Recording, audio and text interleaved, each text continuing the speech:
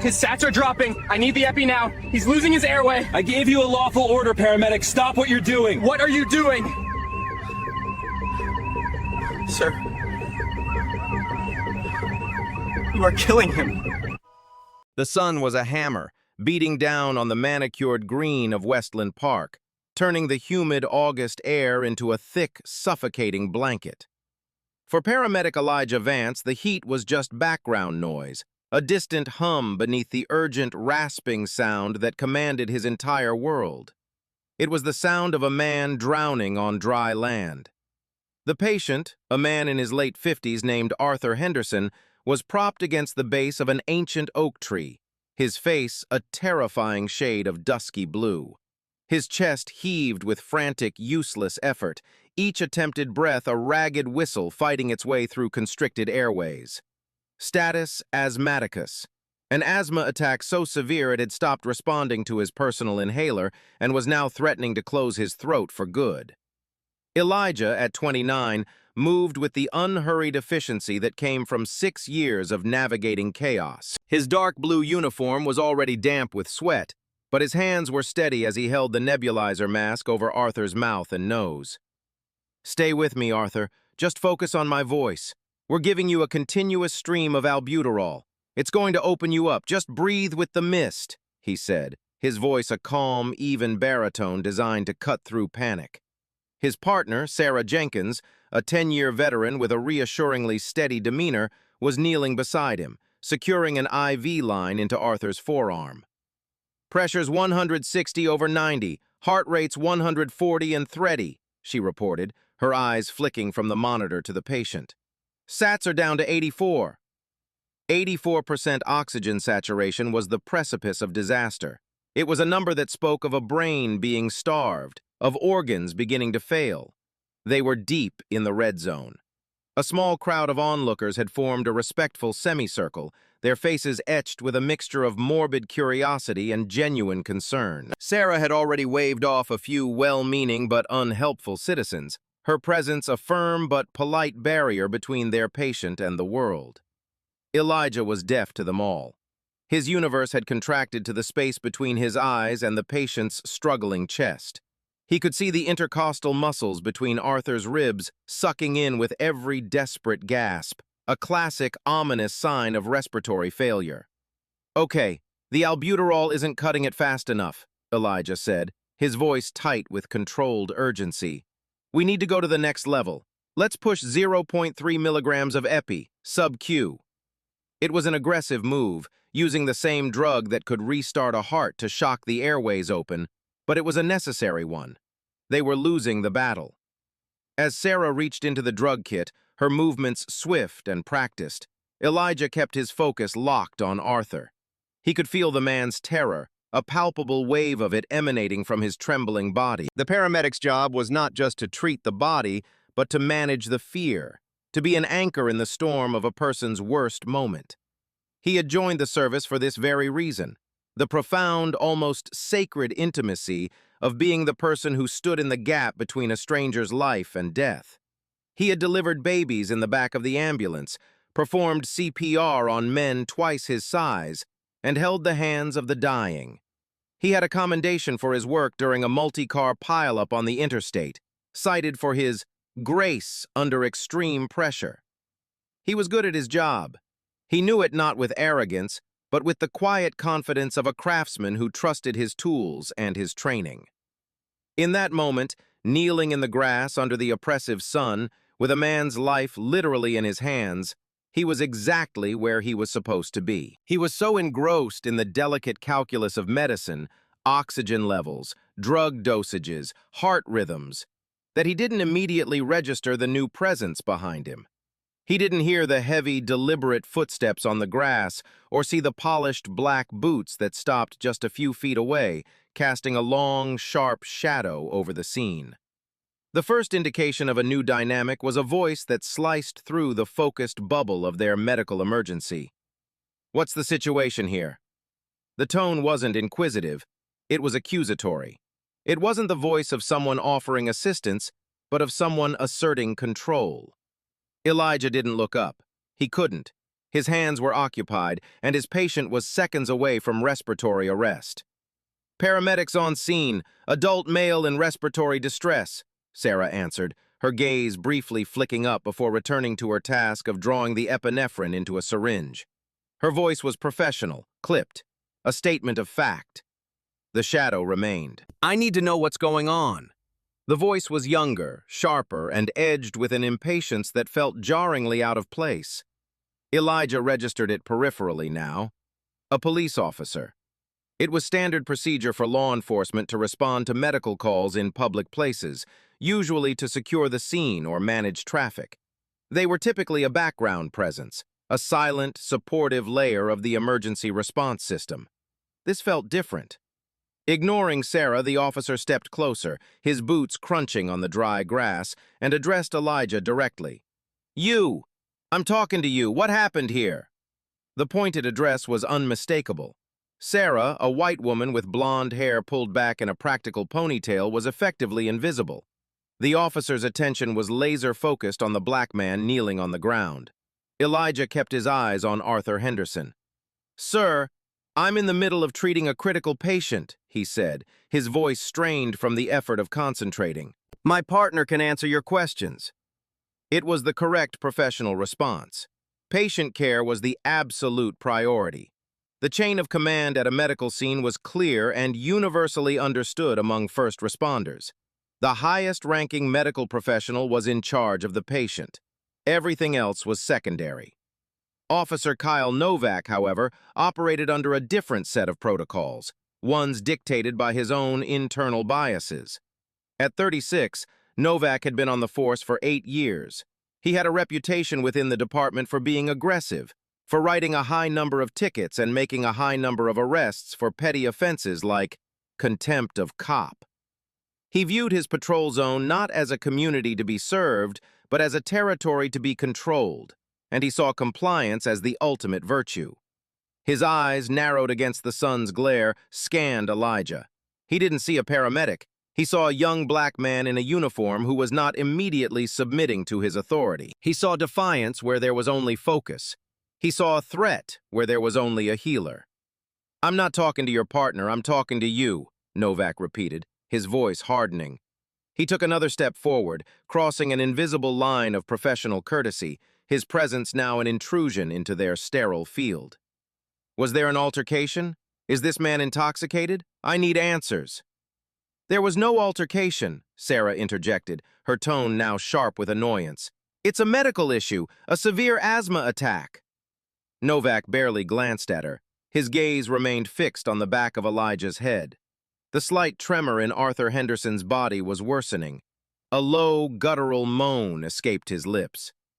"He's starting to lose consciousness," Elijah said, his voice now a command. "Sarah, give me the epi, now!"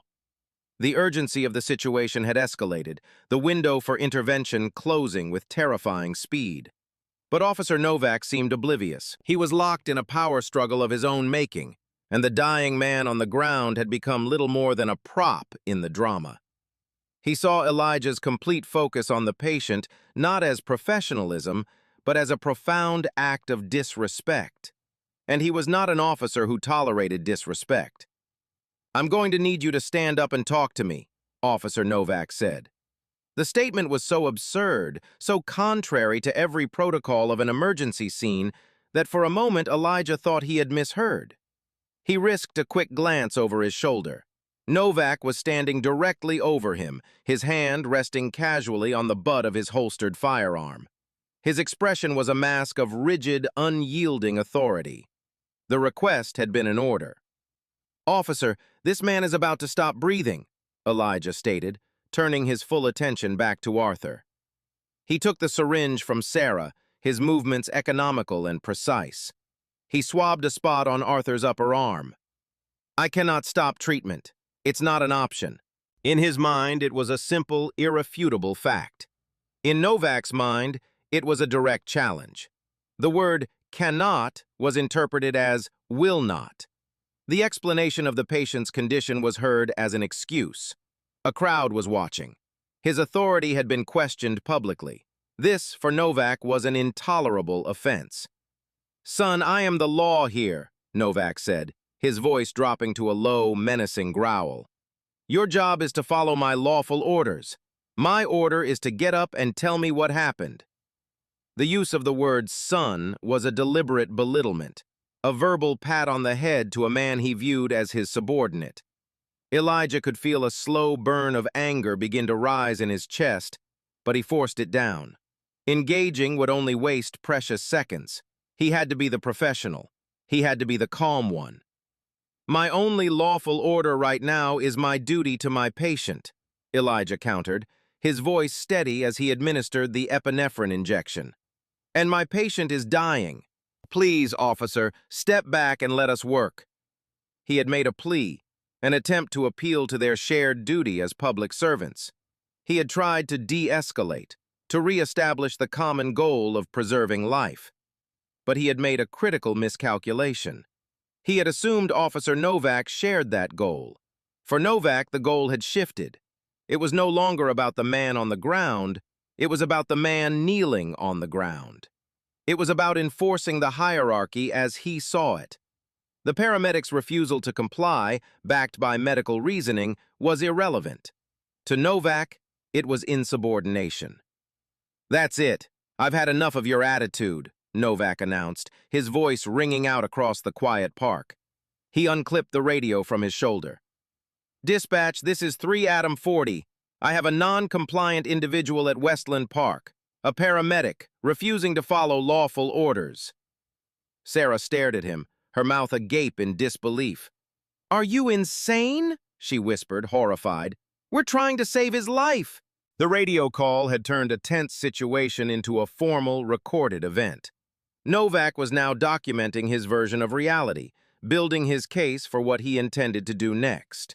He was creating a record where he was the calm professional and Elijah was the uncooperative obstacle. Bystanders in the crowd began to murmur, their phones suddenly raised, the small red dots of recording video winking in the sunlight. They were no longer just watching a medical emergency. They were witnessing a confrontation, a bizarre and unsettling abuse of power. The air, already thick with heat, grew heavy with a new tension. The fate of Arthur Henderson, gasping for his last breaths, now seemed inextricably, tragically linked to a police officer's wounded pride. The sunlight felt harsh, unforgiving, exposing a scene that was rapidly spiraling from a medical crisis into a civil rights disaster. The epinephrine, injected just moments before, needed time to work. In the best-case scenario, it would take 30 to 60 seconds to be absorbed into the bloodstream and begin its work of dilating Arthur Henderson's constricted bronchioles. 30 seconds that Officer Novak was apparently unwilling to grant. "You were given a lawful order and you refused," Novak stated, his voice now cold and official. He stepped forward, his shadow completely eclipsing Elijah. "You are obstructing a governmental investigation. Stand up and put your hands behind your back." The words hung in the humid air, surreal and nightmarish. "Investigation into what?" Sarah cried out, her voice a mixture of fury and desperation. "A man having an asthma attack? For God's sake, look at him!" Arthur's eyes had rolled back in his head, his body now limp against the tree trunk.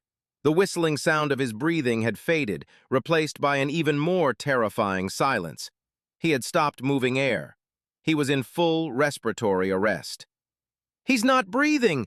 Elijah yelled, his professional calm finally shattering. "I need to bag him! Get the BVM!" He reached for the bag valve mask, the manual resuscitator that was now Arthur's only hope.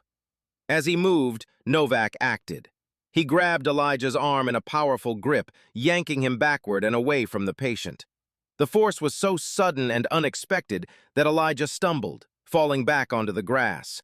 The nebulizer mask clattered to the ground. The vital link providing oxygen and medicine was broken. "Don't resist," Novak snarled, pulling Elijah's arms behind his back with practiced, painful force. The metallic rasp of handcuffs being drawn from their pouch was obscenely loud in the suddenly tense silence of the park. It was the sound of a line being irrevocably crossed. "What are you doing? You're killing him!" Sarah screamed, scrambling to take Elijah's place. She grabbed the BVM, fumbling with the mask, her hands shaking with rage and adrenaline. She was now a one-person team, trying to manage a dead airway and prepare for CPR on her own. "Get off me!" Elijah grunted, not out of resistance to the arrest, but from a primal, desperate need to get back to his patient. "He's going to die! You don't understand!" The officer interpreted his struggle as resisting arrest, and the charge in his mind was now compounded. The first click of the handcuffs locking around Elijah's right wrist was a sound of absolute finality. He was being arrested. He, a paramedic, was being arrested at a patient's side for trying to do his job. The absurdity of it was a physical blow. The crowd of onlookers gasped. A man in the front of the crowd shouted, "Hey, what the hell, officer? He was helping that guy." Novak shot the bystander a look that could curdle milk. "Stay back, or you'll be next," he warned. He ratcheted the second cuff tight around Elijah's left wrist, the metal teeth biting into his skin. The humiliation was a hot flush that spread up his neck. He was on his knees, in his uniform, being treated like a common criminal in front of a crowd of strangers, while his patient suffocated just feet away. He had dedicated his life to serving this community, and in the space of 3 minutes, a single police officer had turned him into an enemy. The sound of his innocence, his professionalism, his very identity was being shattered with every metallic click of the tightening cuffs. With Elijah subdued and cuffed, Officer Novak hauled him to his feet. "You are under arrest for obstruction of justice and resisting arrest," he stated, the words sounding like a well-rehearsed script.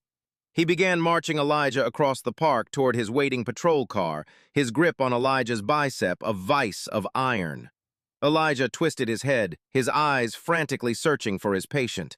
He could see Sarah, her face pale with terror, straddling Arthur Henderson's chest. She had the mask of the BVM sealed over his face with one hand and was squeezing the bag with the other, forcing air into his lungs.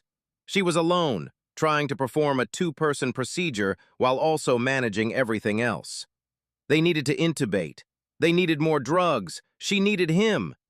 "Sarah, call for another unit. Tell them what happened," Elijah yelled, his voice cracking with a desperate helplessness. He watched as 2 other officers arrived, drawn by Novak's earlier radio call. They surveyed the chaotic scene, a paramedic in cuffs, another paramedic working frantically on a patient, a crowd of angry bystanders filming with their phones, and their expressions were a mixture of confusion and alarm. Novak ignored them, shoving Elijah toward the open rear door of his cruiser. "Get in the car," he commanded. The back of the patrol car was an oven. The plastic seat was scorching hot, and the air was thick with the scent of stale air freshener. As the door slammed shut, sealing him in a cage of heat and plexiglass, a profound sense of failure washed over him. He had failed his patient. A man who had trusted him, whose life had been in his hands, was now in the care of a single, overwhelmed provider. Every second of this insane delay, every moment spent on this ridiculous arrest, was a second Arthur Henderson's brain was being deprived of oxygen. Meanwhile, Sarah's frantic efforts were being aided by the newly arrived officers who, to their credit, seemed to grasp the gravity of the medical situation. One helped her stabilize Arthur's head, while the other radioed for a supervisor. They loaded Arthur onto a gurney and into the back of the ambulance. Sarah jumped into the driver's seat, a breach of protocol as one paramedic was supposed to be in the back with a critical patient, but she had no choice. She was a one-woman crew. As she peeled away from the curb, sirens screaming, she glanced back and saw Novak's patrol car pulling away in the opposite direction. 2 vehicles, 2 fates diverging. One racing toward a hospital, carrying a man whose life was hanging by a thread. The other driving leisurely toward the downtown precinct, carrying the man who had been trying to save him. Inside the patrol car, Novak was silent, his eyes fixed on the road.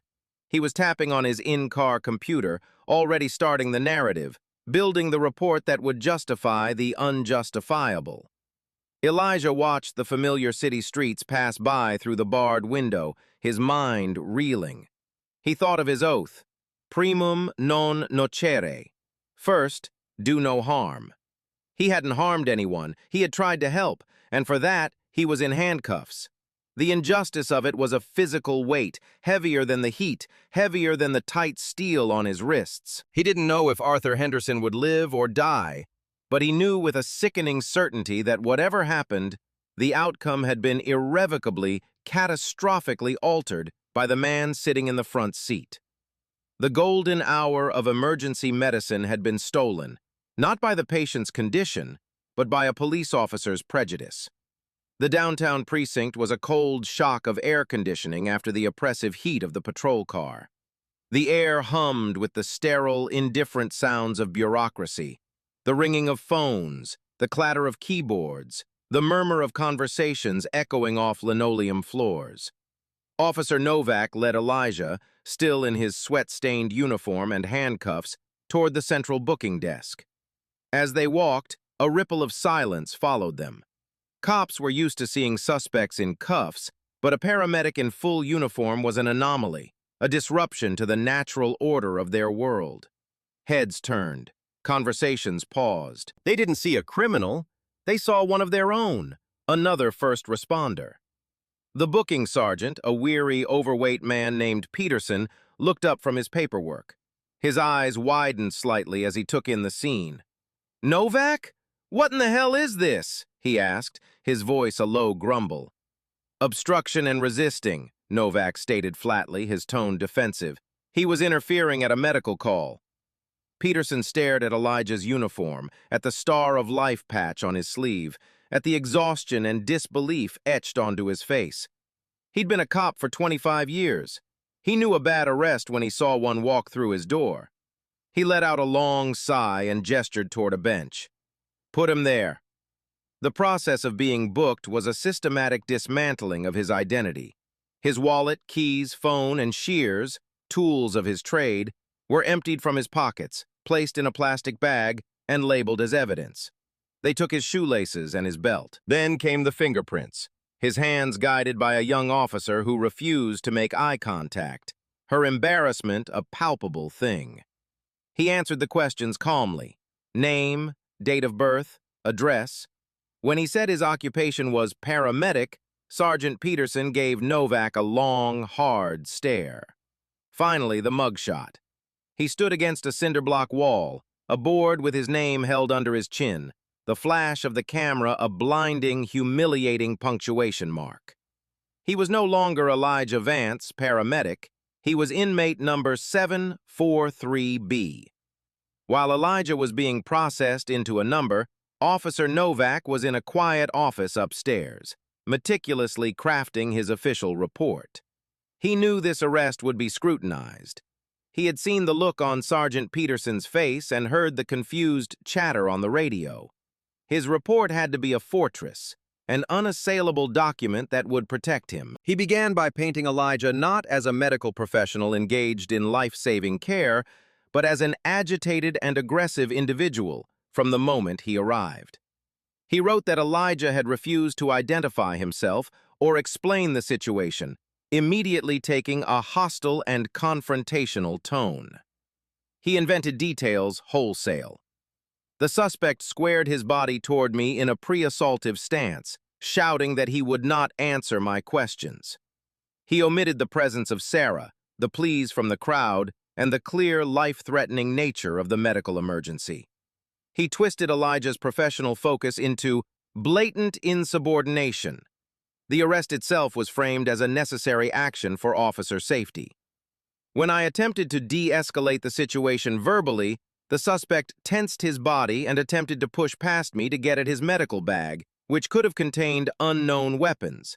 Fearing for my safety and the safety of the public, I had no choice but to effect an arrest. It was a work of fiction, a narrative written in the ink of prejudice and self-preservation.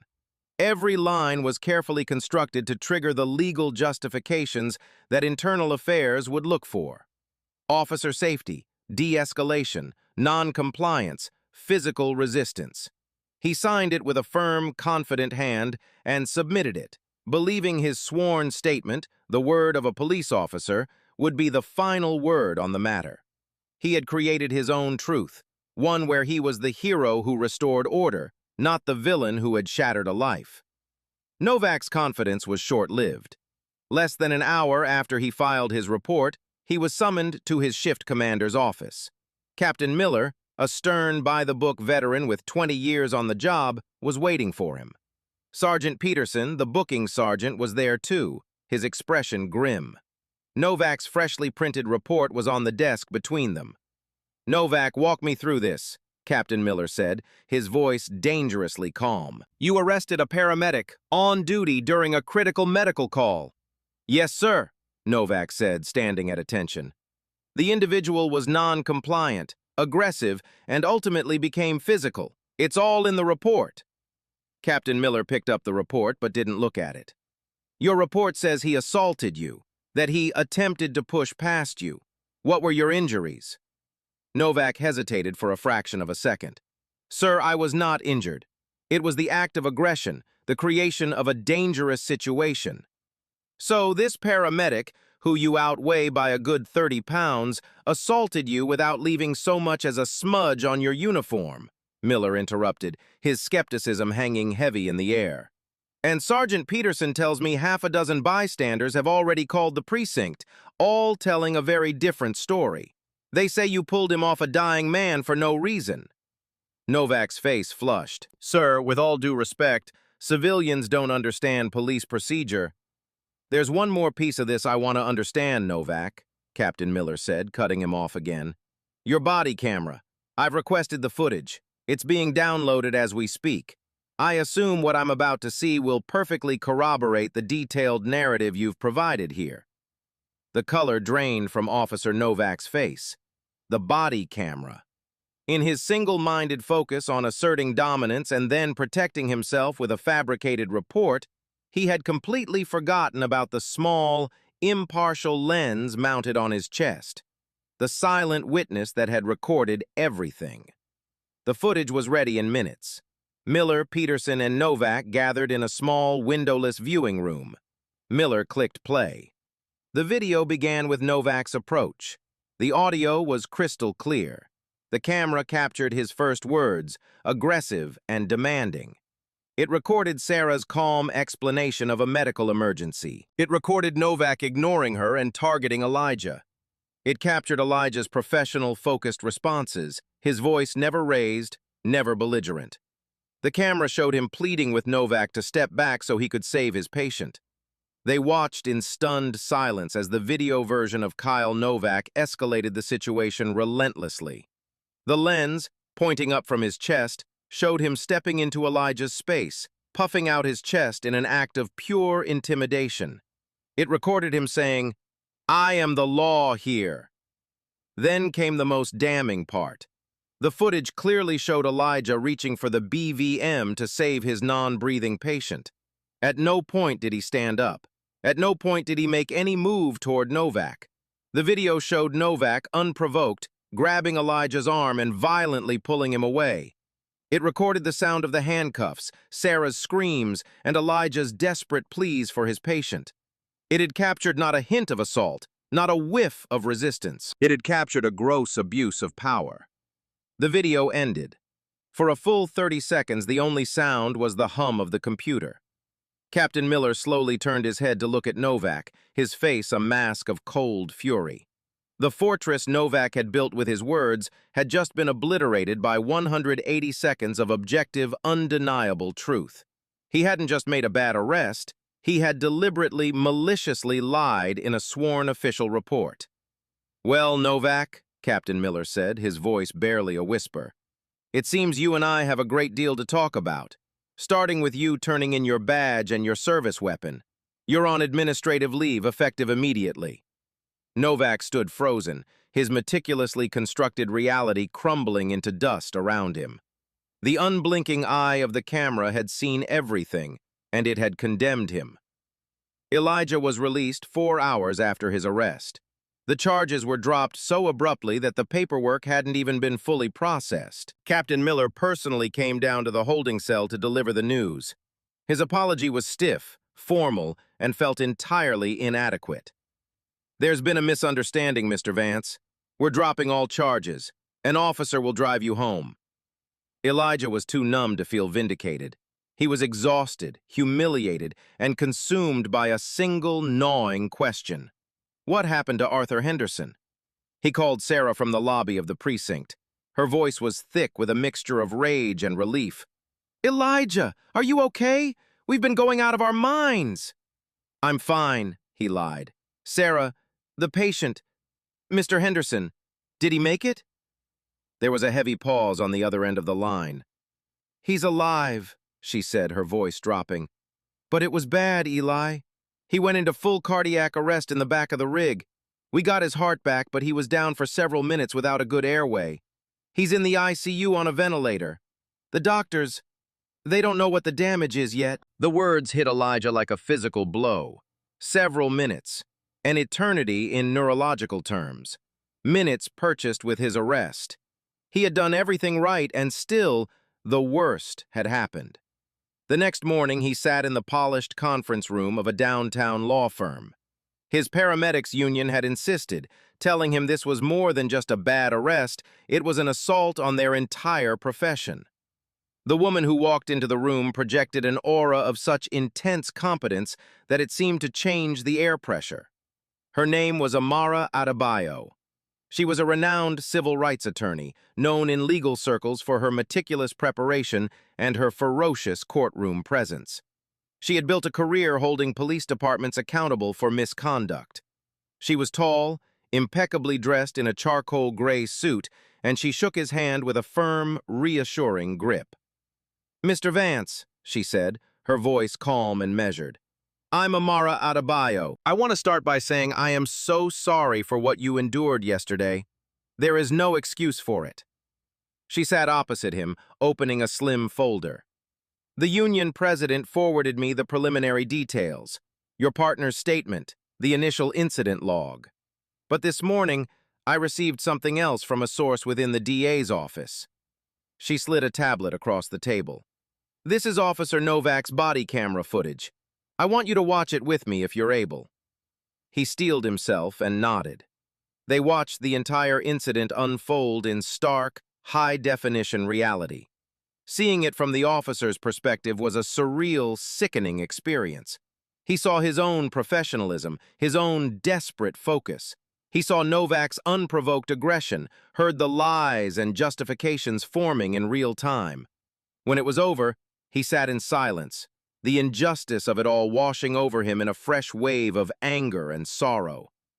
Amara let the silence hang for a moment before she spoke. "Elijah," she said, using his first name for the first time, "what happened to you yesterday was not a misunderstanding. It was not a mistake in judgment. It was a violation of your civil rights.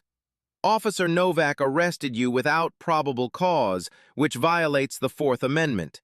He retaliated against you for questioning his unlawful orders, which violates the First Amendment. But most importantly, by physically preventing you from providing life-sustaining medical treatment, he and the city created a state-created danger, showing a deliberate indifference to the life of Arthur Henderson." She leaned forward, her eyes locking onto his. "They will try to make this go away quietly. They will offer you a small settlement and a gag order. But what they did was not small. They saw the color of your skin, and they saw a threat instead of a helper. They didn't just arrest a paramedic, they assaulted the very principle of emergency care. We are not going to ask for a quiet settlement. We are going to file a federal lawsuit that will be heard from the mayor's office to the state capitol. We are going to demand justice for you and for Mr. Henderson. And we are going to make sure that a man like Kyle Novak can never, ever do this again." For the first time since the handcuffs had clicked shut, a flicker of hope ignited within Elijah. It wasn't about revenge. It was about accountability. He had a weapon now, not of force, but of law. And her name was Amara Adebayo. 3 days later, the lawsuit landed. It wasn't filed quietly at the county courthouse. Amara Adebayo filed it in federal court, a clear signal that this was a case about fundamental constitutional rights. The 60-page complaint was a masterclass in legal warfare, and its opening lines were a declaration of intent. Elijah Vance versus Officer Kyle Novak, the city of Crestwood, and the Crestwood Police Department. The document was methodical, detailing not just the events in the park, but Officer Novak's history of citizen complaints for aggressive behavior, 9 in his 8-year career, a pattern the department had allegedly ignored. The lawsuit alleged unlawful arrest, false imprisonment, malicious prosecution, and the legally potent claim of a state-created danger. It argued that the city and its police department had a pattern and practice of failing to train and discipline their officers, demonstrating a deliberate indifference that led directly to the violation of Elijah's rights and the catastrophic injury to Arthur Henderson. And then there was the demand for damages. Amara Adebayo wasn't asking for a token amount. The lawsuit sought $15.2 million, a figure so audacious and specific it was clearly designed to make a statement. It was a number intended to grab headlines, to force the city's leaders to take this with the utmost seriousness, and to quantify the incalculable damage done by a few minutes of racially motivated arrogance. The filing hit the city like a seismic shock. Amara Adebayo's office, in a move of strategic precision, leaked the body camera footage to a major local news station at the same time the lawsuit was filed. That evening, the lead story on the 6 o'clock news was the shocking video of a paramedic being arrested while trying to save a man's life. The footage went viral overnight. The court of public opinion convened instantly, and its verdict was swift and damning. The city manager's office was inundated with furious calls. The police chief was forced to hold a tense, awkward press conference where he was hammered with questions he couldn't answer. He announced that Officer Novak, already on leave, was now suspended without pay, pending the outcome of a full internal investigation. The story became the city's defining scandal. Editorials were written decrying the culture of impunity within the police department. The Paramedics Union issued a blistering statement of support for Elijah, as did the Firefighters Union, creating a united front of first responders against the police. Elijah, a man who had always valued his privacy, found himself an unwilling public figure, the face of a systemic problem. His photograph was on the front page of the newspaper, not his mugshot, but his official paramedic portrait, a symbol of professional dignity under assault. The city's legal department, initially preparing to defend the case aggressively, found itself in an untenable position. The video evidence was irrefutable. Their officer was not just wrong, he was transparently, demonstrably malicious. He had lied in his report, and the camera proved it. They had no defense. They were facing a legal powerhouse in Amara Adebayo, a sympathetic and unimpeachable plaintiff in Elijah Vance, and a tidal wave of public outrage. The battle lines were drawn. There would be no quiet dismissal, no sweeping this under the rug. Amara Adebayo had turned a spotlight on the incident so bright it was impossible to ignore. The opening shot had been fired in federal court, and the city was already reeling from the impact. The question was no longer if the city would have to pay, but how many zeros would be on the check. While the legal and political storm raged, the human epicenter of the tragedy lay in a quiet, sterile room in the neurological ICU of Crestwood General Hospital. Arthur Henderson had survived, but the man he had been was gone. The official diagnosis was a catastrophic hypoxic anoxic brain injury. The minutes of oxygen deprivation he had suffered, first during the arrest that interrupted his care, then during the frantic one-person resuscitation effort in the ambulance, had inflicted widespread, irreversible damage to his brain. He was no longer on a ventilator, but he breathed through a tracheostomy tube in his throat. He was awake, but his eyes were vacant, unable to track movement or focus on the faces of his loved ones. He couldn't speak. He couldn't move his limbs with purpose. The man who had been a vibrant, beloved high school history teacher, a man who loved gardening and doted on his 2 grandchildren, was now trapped in a non-responsive body. His wife, Maria, a kind woman with grief-etched lines around her eyes, kept a constant vigil by his bedside, reading to him and talking to him in a desperate, one-sided conversation, hoping that somewhere, deep inside, He could still hear her. Amara Adebayo asked Elijah to meet her at the hospital. She felt it was important for him to understand the full scope of what they were fighting for. They met Maria Henderson in the family waiting area, a room filled with faded magazines and the low hum of a vending machine. Maria embraced Elijah, her body trembling with quiet sobs. "Thank you," she whispered, her voice choked with emotion. "You tried to save him. The doctors told us. They said if you had been able to continue treatment, he might have been okay." It was not an accusation, but it landed like one. The weight of that possibility, of the life that had been salvageable just moments before the handcuffs, settled on Elijah with crushing force. He had known the risks of the delay, but seeing the reality of it in the raw grief of this woman was a different kind of pain. Amara spoke gently with Maria, explaining the lawsuit and assuring her that they would be seeking justice for Arthur as well. They had already connected the Henderson family with a top-tier personal injury lawyer who would work in tandem with them. The case was now a two-front war, one for the civil rights of the paramedic, the other for the catastrophic negligence that had destroyed a man's life. The medical records provided by the hospital were a heartbreaking chronicle of the damage. Neurological reports detailed the silent, dark areas of Arthur's brain on MRI scans. Physicians' notes clinically described his lack of response to stimuli. The prognosis was grim. He would require 24-hour institutional care for the rest of his life. The lifetime cost of that care was projected to be in the millions.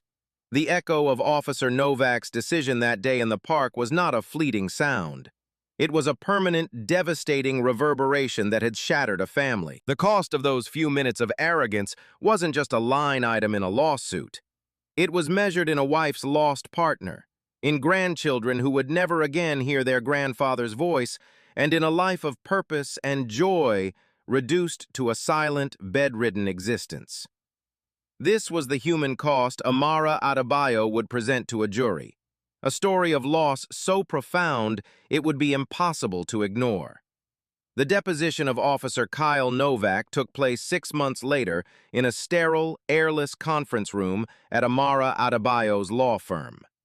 The discovery phase had been a relentless campaign by Amara's team. They had unearthed Novak's 9 prior citizen complaints, each telling a similar story of unnecessary escalation and aggression. They had taken sworn depositions from Sarah Jenkins, from the 2 other officers who arrived on scene, and from 3 of the bystanders who had filmed the incident. Every single testimony painted a picture of a calm, professional paramedic and an out-of-control police officer. Novak arrived flanked by 2 stone-faced attorneys from the city's legal department. He wore a crisp suit, his posture rigid, but the tension around his eyes betrayed his anxiety. He was no longer on the street, where his badge gave him unquestioned authority. In this room, Amara Adebayo was in command. A videographer in the corner of the room started the camera. Every word, every hesitation, every flicker of expression would be captured. Amara began calmly, her questions deceptively simple, lulling him into a false sense of security as she established the basic facts of the day. Then, she began her dissection. "Officer Novak," she began, her voice smooth as silk. "In your official report, which you signed under penalty of perjury, you stated that Mr. Vance took a pre-assaultive stance. Could you describe for me what that means?" Novak cleared his throat. "It's a tactical term. It refers to body language that indicates an attack is imminent, blading the body, clenching the fists." "And Mr. Vance did these things?" Amara asked. "Yes," Novak said firmly. Amara nodded slowly. Then she turned to a large monitor on the wall. "Let's review your body camera footage, shall we?" She played the clip of the moments just before the arrest. She paused it on a frame showing Elijah kneeling on the ground, both hands occupied with his patient. "Officer Novak, in this video, Mr. Vance is on his knees. His hands are busy. Can you please point out the pre-assaultive stance you described in your sworn report?" The room was silent. Novak stared at the frozen image of his own lie. He was boxed in. "The video doesn't show the whole picture," he stammered. "He was being verbally aggressive." "Let's talk about his verbal aggression," Amara said, not missing a beat. She played the audio. The committee heard Elijah's calm, professional voice. "Officer, this man is about to stop breathing. I cannot stop treatment." She paused it again. "Is that the verbal aggression you were referring to, officer? A paramedic informing you of his patient's critical condition?" Novak's face was turning red. "It was his tone. It was insubordinate." "Insubordinate," Amara repeated, letting the word hang in the air. "So you believe it is insubordinate for a paramedic to prioritize saving the life of a dying man over answering the questions of a police officer who has just arrived on the scene?" One of the city's attorneys objected, but the damage was done. For 6 grueling hours, Amara continued this process.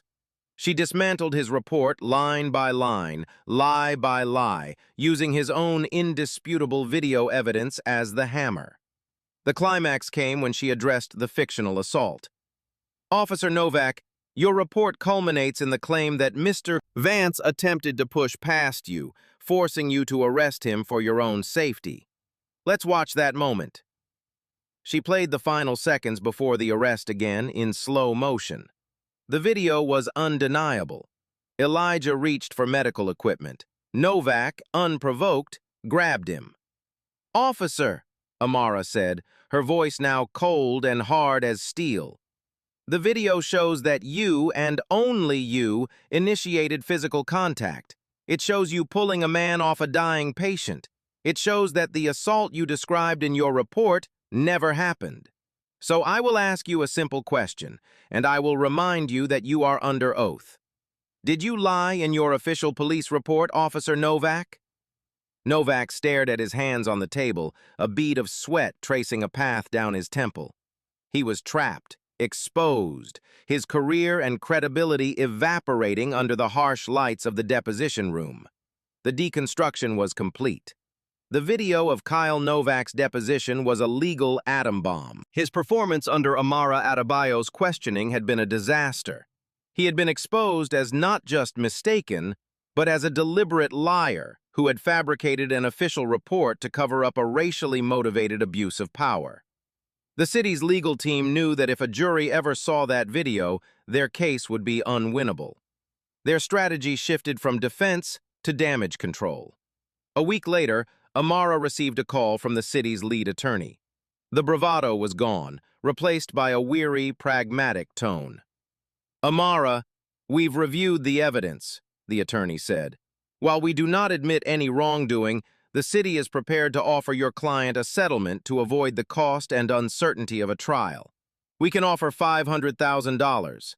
Amara listened patiently, a faint smile on her face. $500,000? She said, her voice laced with incredulity. "That's a generous starting point for the first hour of negotiations. Call me back when you're ready to have a serious conversation." She hung up. The city was testing her, hoping she was just posturing for a quick payday.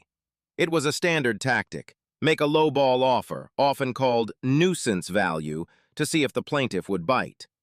2 weeks later, after Amara filed a motion to have Officer Novak's personnel file unsealed, a motion the city was desperate to avoid, the offer went up.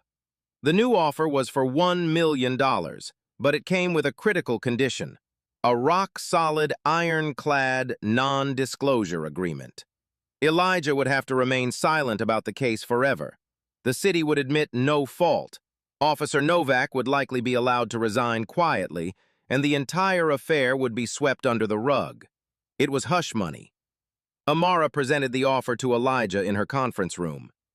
"It's a life-changing amount of money, Elijah," she said, her tone neutral. "No one would blame you for taking it. You could buy a house, secure your future, and put this entire nightmare behind you. But you could never speak about it. Novak gets to walk away without public accountability." Elijah looked out the window at the city skyline. He thought about Arthur Henderson lying in a hospital bed a few miles away. He thought about the humiliation of the handcuffs, the cold indifference of the booking cell. He thought about the possibility of another officer like Novak doing the same thing to another paramedic, another person of color, tomorrow. "Did they say what would happen to Novak?" he asked. They were vague, Amara admitted, but the implication is that he resigns, and they make his record disappear so he can get a job in another jurisdiction. A quiet anger hardened Elijah's expression. So he gets $1 million head start on a new life, and the city gets to pretend this never happened? And all I have to do is sell my silence? He shook his head slowly, a resolute fire in his eyes. This was never just about the money, Amara. It was about making sure this doesn't happen again. If I take their money and sign their NDA, what changes? What stops the next Kyle Novak? No. The answer is no. We're going to trial. A slow, proud smile spread across Amara Adebayo's face.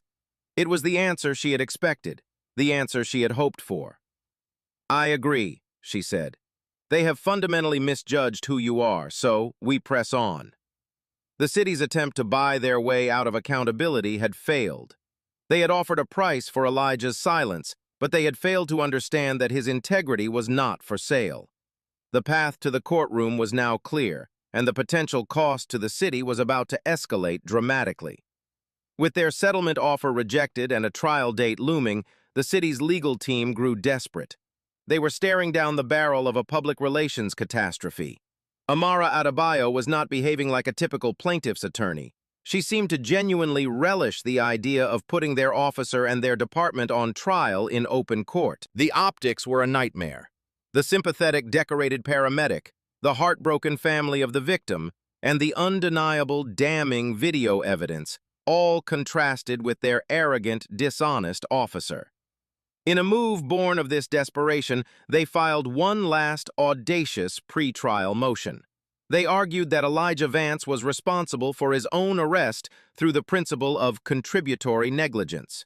Their legal argument was that if Elijah had simply complied with Officer Novak's lawful order to stop treating his patient and answer questions, none of the subsequent events would have occurred. In essence, they were blaming the paramedic for being arrested, for prioritizing a dying man's life over an officer's command. It was a spectacular tone-deaf miscalculation. The motion was heard by Judge Eleanor Vance, no relation, a formidable senior judge on the federal bench known for her sharp intellect and her intolerance for frivolous legal arguments. The courtroom was packed with reporters and off-duty paramedics who had come to show their support for Elijah. The city's attorney stood and began to make his case, his voice wavering slightly under the judge's icy stare.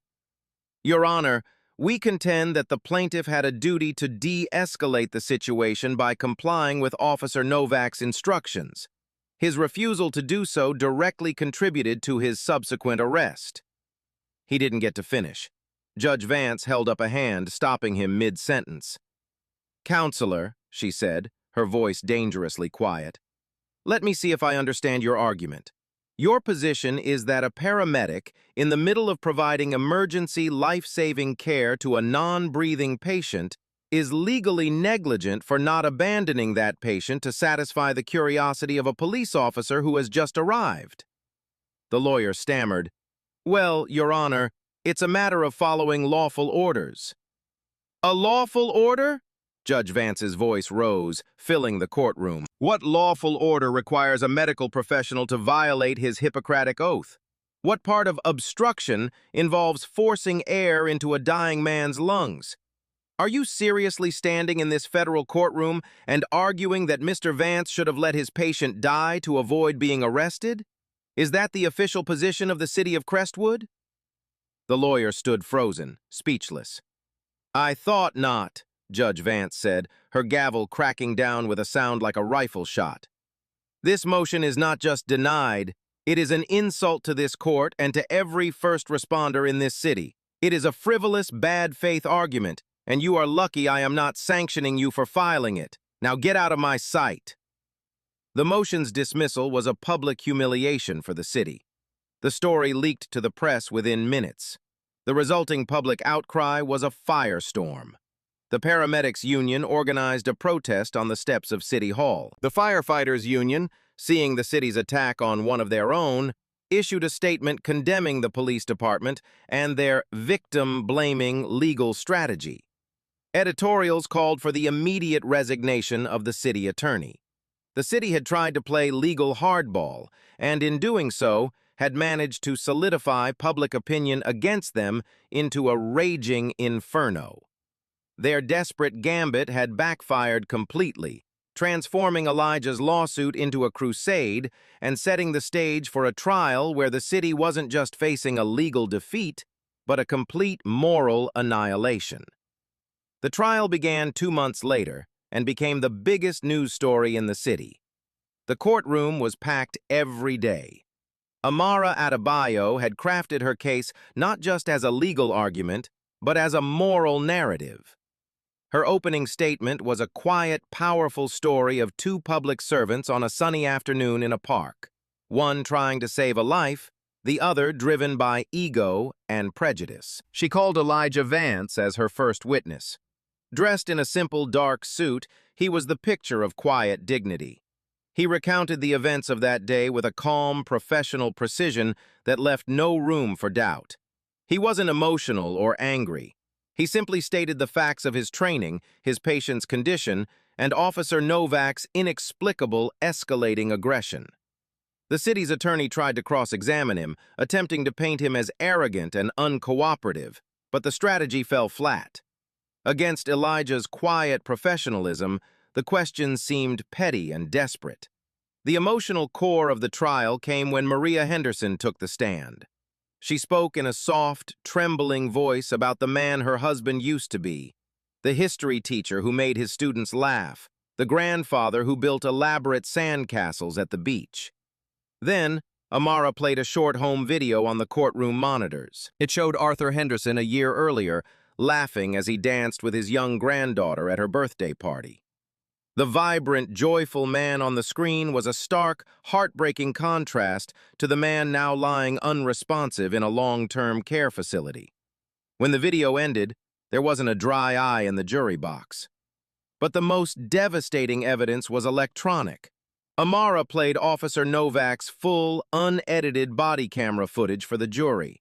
Then, immediately after, she played the videotaped deposition where he repeatedly lied about what the footage showed. The juxtaposition was damning. The jury saw the truth with their own eyes, and then they watched the officer lie about that truth while under oath. It destroyed his credibility completely. When Novak himself took the stand, he was a diminished figure. Under Amara's relentless cross-examination, his story crumbled. He became defensive, evasive, and sullen. The jury didn't see a peace officer. They saw a bully who had been caught. The closing arguments were a study in contrast. The city's attorney made a weak plea for understanding, talking about the difficult split-second decisions police officers have to make.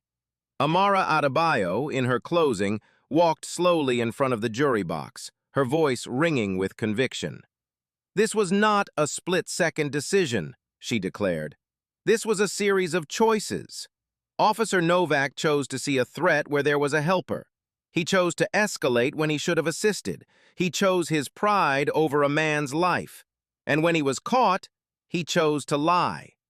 Your verdict is not just about money, it is a message. It is a message to this city that this conduct is unacceptable. It is a message that the rights of our citizens and the dedicated professionals who serve them are not negotiable." The jury deliberated for less than 2 hours. When they filed back into the courtroom, their faces were set and resolute.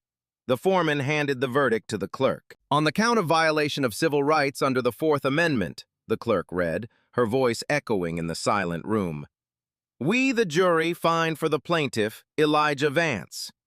She continued through all the counts, finding for Elijah on every single one. "And for damages, we award the plaintiff the sum of $15,200,000. A collective gasp went through the courtroom, followed by the sound of Maria Henderson openly weeping. Elijah sat stunned, tears welling in his own eyes as he squeezed Amara's hand. It was over. It wasn't just a victory, it was a complete and total vindication. The jury hadn't just compensated him, they had delivered a thunderous, unmistakable rebuke to a police department and a city that had allowed prejudice and pride to cost one man his life and another his dignity. The verdict was more than a headline. It was a catalyst. The sheer size of the $15, $2 million award, coupled with the undeniable video evidence that had gone viral, created a political firestorm that reached the state capitol. The case of Elijah Vance became a textbook example of police overreach, discussed in law schools, police academies, and legislative committees. It caught the attention of a state senator named Eleanor Dubois, a former prosecutor who chaired the state's powerful Judiciary Committee. She saw the incident not as a one-off event, but as a symptom of a dangerous, systemic flaw in the hierarchy of emergency response. Senator Dubois invited Elijah and Amara Adebayo to meet with her. She also invited the heads of the state's paramedics and firefighters unions. In her stately office, she laid out a simple, powerful idea.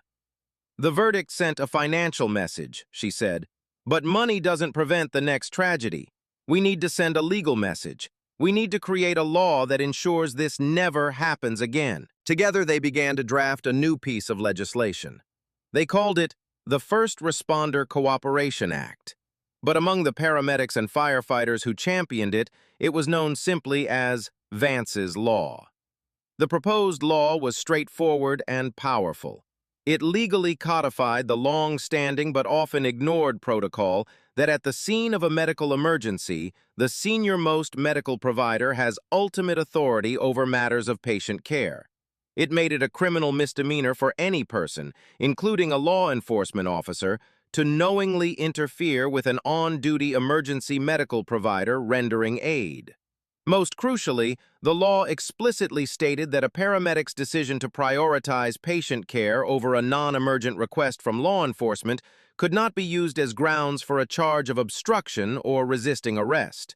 It was a legal shield, forged in the trauma of Elijah's ordeal. To build public support for the bill, Elijah, who had initially shied away from the spotlight, made the difficult decision to testify before the Judiciary Committee. He walked to the podium in the grand legislative chamber, not in a suit, but in his crisp, dark blue paramedic's uniform.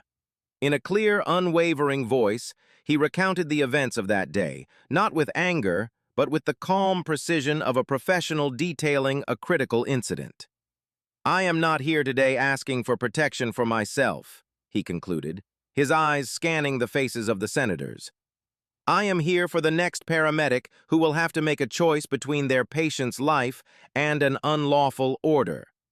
I am here for the next patient, like Arthur Henderson, whose life will depend on that paramedic being free to do their job. This law doesn't protect us. It protects the public we serve." His testimony was compelling, but the most impactful moment came when Maria Henderson took the stand. She didn't speak about policy or law. She spoke about her husband. She told the committee about their life before and their life now. "My husband is alive today because of Elijah Vance's courage," she said, her voice cracking with emotion. "But he will spend the rest of his life in a silent prison because of one officer's pride. Please, pass this law. Do it so that no other family has to endure this kind of pain." The combination of Elijah's professional plea and Maria's heartbreaking testimony was unstoppable. The bill passed through the committee unanimously and went on to pass the full legislature with overwhelming bipartisan support. 3 months later, the governor signed Vance's law into effect in a public ceremony. Elijah stood by his side, along with Maria Henderson and the union leaders. The settlement had provided financial justice. The officer's firing, which had happened immediately after the verdict, had provided accountability. But the law provided a legacy. It transformed a personal traumatic event into a permanent protective shield for thousands of first responders across the state, ensuring that in the future, the golden hour would belong solely to the patient. Years passed.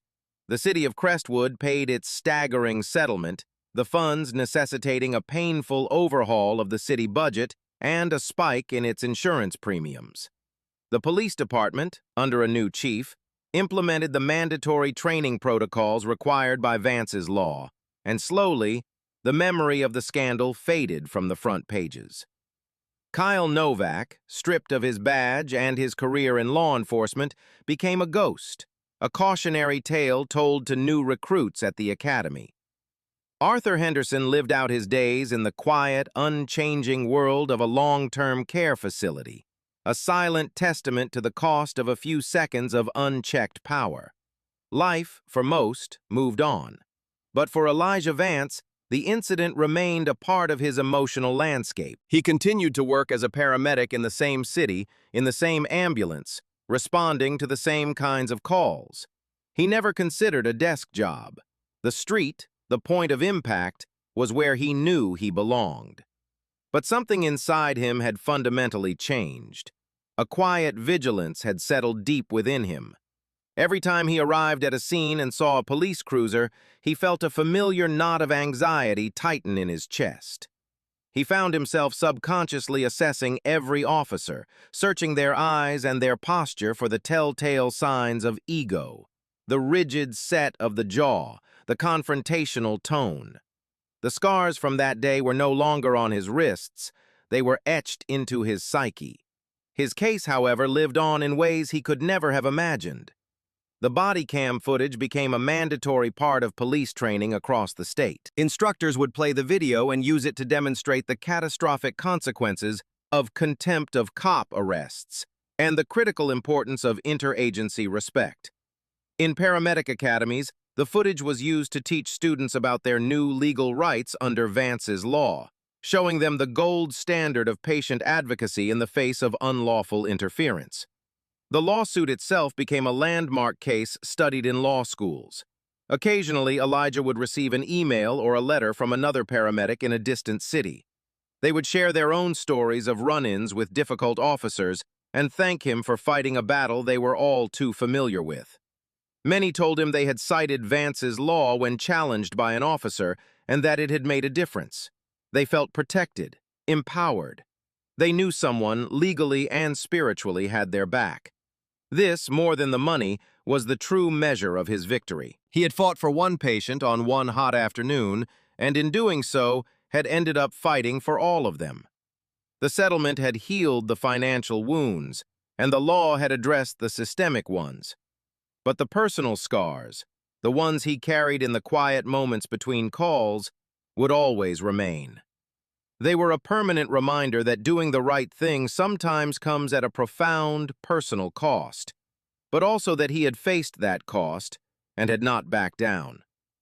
When we dissect the tragedy that began in Westland Park, it's easy to focus on the explosive confrontation. But the seeds of that $15.2 million disaster were planted long before. They were sown in the mind of Officer Kyle Novak, likely stemming from a psychological cocktail of deep-seated insecurity and a rigid authoritarian worldview. For some individuals, the uniform is not a symbol of service, but a shield for personal inadequacy. Every challenge to their authority, no matter how reasonable, is perceived as a direct attack on their self-worth. In that moment, Elijah Vance wasn't a fellow first responder to Novak. He was a black man who wasn't showing what he considered the proper deference, and that was a threat to his entire sense of control. His 9 prior complaints were not just a paper trail, they were 9 missed opportunities for the system to recognize a dangerous pattern and intervene before it culminated in catastrophe. What if Elijah had simply complied? What if he had abandoned his patient, stood up, and answered the officer's questions, adding precious minutes to the response time? Arthur Henderson would almost certainly have died right there at the base of that oak tree.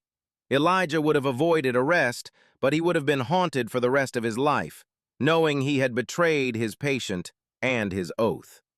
To protect himself better in that moment, perhaps the only other tool he could have used was to immediately and loudly request a police supervisor the second Novak began his escalation. His true protection, however, came not from his actions during the conflict, but from his flawless professionalism before it, and the unblinking eye of the camera that captured the truth.